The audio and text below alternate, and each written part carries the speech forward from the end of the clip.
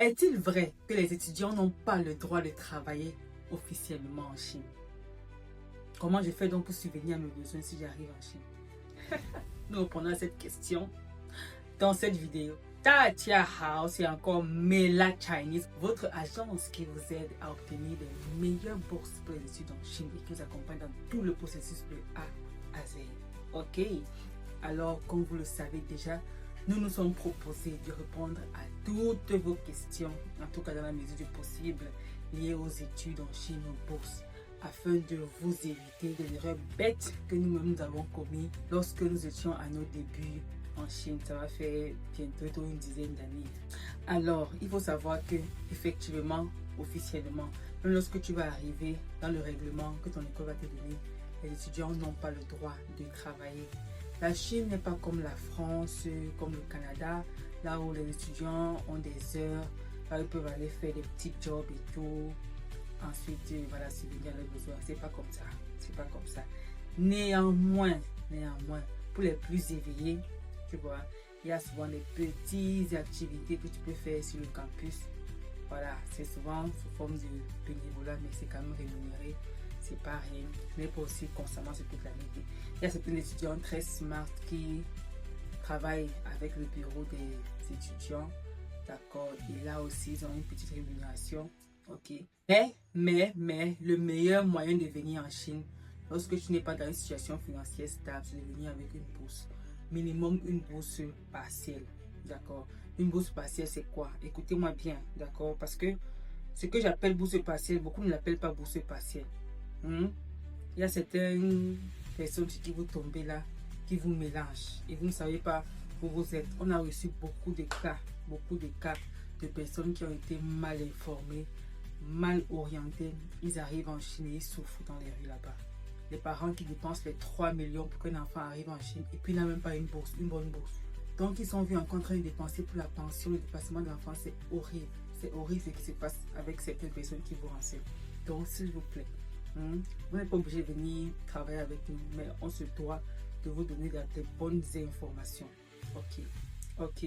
Donc, une bourse partielle, une bonne bourse partielle, c'est une bourse partielle où tu ne payes absolument rien. À part peut-être récemment l'assurance, parce que l'assurance, maintenant, c'est à la charge. C'est à ta charge. L'assurance qui est dans les 80 000 comme ça par an. Ok. Donc voilà une bonne bourse partielle. La seule différence avec une bourse vraiment complète, c'est que tu n'as pas d'allocation mensuelle à la fin du mois. D'accord. Voilà une bonne bourse partielle. Le reste là où tu dois payer la moitié de la pension ou 3 quarts ou pour la licence, ok, ou bien pour le master. D'accord. C'est différent de pour la langue. Ok. C'est différent de pour un an de langue. C'est très différent. Donc voilà un peu. Et puis ton type de bourse est clairement dit sur ta lettre d'admission. On écrit là, voilà. Ok, donc tu sais dans quoi tu es. Ok, donc ne vous laissez plus m'amener bizarrement. Donc revenons sur le travail.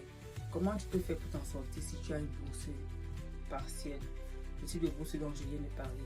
Ok, il y a plein de choses, il y a beaucoup de choses. Là où il y a des personnes, il y a toujours des opportunités d'affaires. Il y a toujours ça, ça ne manque pas. D'aucuns font, c'est que vous savez déjà, le e-commerce, ok, l'envoi des produits et tout. D'aucuns font maintenant le business en interne, que ce soit la cuisine, certains font la couture, certains lancent leur marque. Il y a souvent des trucs, voilà, certains font dans le actoring des films, les types de TikTok et tout. Mais pourvu qu'on ne t'attrape pas, il y a des choses qui sont un peu plus complexes, ok. On ne doit pas t'attraper. Si on t'attrape, si l'administration t'attrape, oh, c'est Nayuno, d'accord.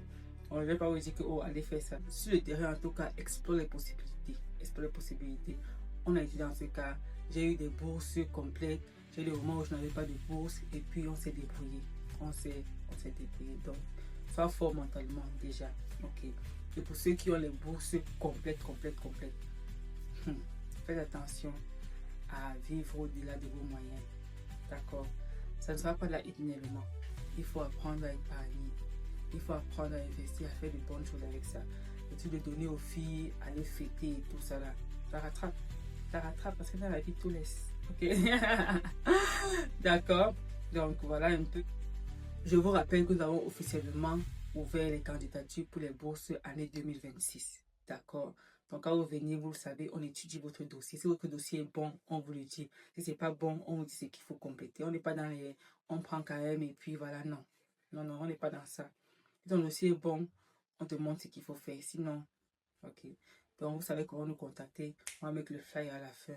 D'ici là, prenez soin de vous. On se voit à la prochaine vidéo. Ciao, ciao!